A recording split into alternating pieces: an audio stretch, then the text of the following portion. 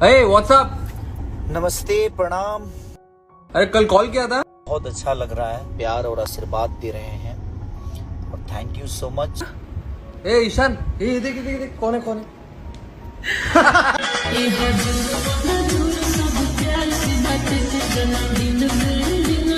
जी हाँ दोस्तों, भोजपुरी मच रहा है तहलका पे तहलका। नमस्कार दोस्तों, मैं आपका दीपी है। जी हाँ दोस्तों, आज इस वीडियो में मैं बात करने वाला हूँ रिश्ते मूवी, हमारे ट्रेंडिंग स्टार खेसारी लाल यादव के रिश्ते मूवी के बारे में।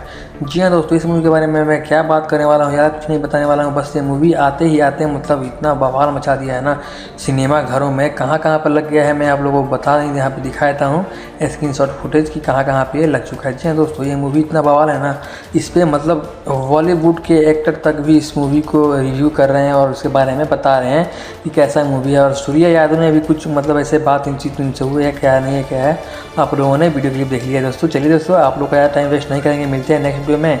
तब तक के लिए बाय बाय। अगर आप चैनल करके सब्सक्राइब और वीडियो करिएगा लाइक और एक प्यारा सा कमेंट जरूर करिएगा ताकि मेरे को मोटिवेशन मिले और मैं वीडियो बनाऊँगी जरूर।